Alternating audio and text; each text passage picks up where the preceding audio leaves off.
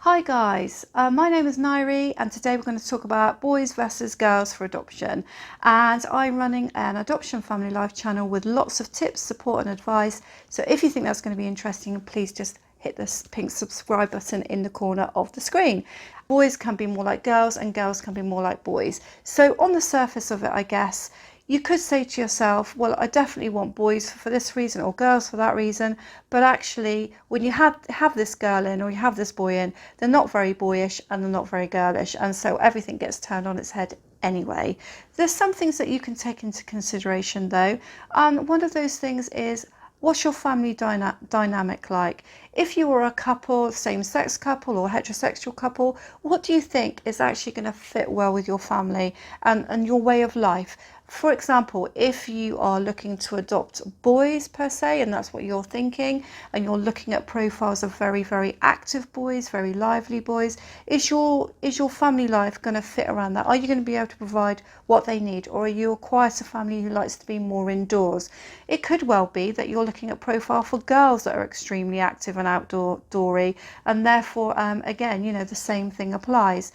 Girls can sometimes need more nurturing, are maybe content to sit down for longer periods of time and do more creative things. Potentially they might be a little bit more conversational, but not necessarily. You could also say that about a boy. My understanding is that boys are sometimes harder to place, and that people will be more wary of taking on boys because they may expect more aggression, more physicalness, more violence, and particularly adopting sibling boys is more of a challenge for agencies, is my understanding. But it's all about the profile, isn't it? Because you could be looking at the profile of a boy who's very, very quiet and quite withdrawn and is not at all likely to show any physical signs of violence, etc., etc. So what I would say to you is, don't make a decision on whether it's boys or girls at this point if you're about to go through the process.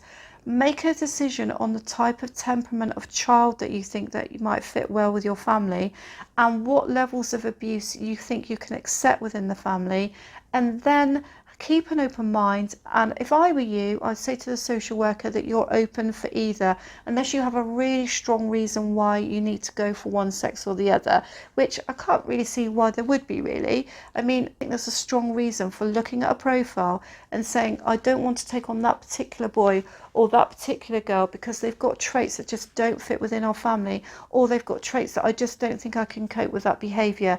So that's where I think you've got to be a little bit more, shall we say, definite about what you want, is looking at the behaviours and the profile of the child rather than looking at the sex of the child and then making a judgment on that purely on whether it's a boy or a girl. So guys, I hope that helps you, and if it does, please just hit the pink subscribe button down in the corner of the screen.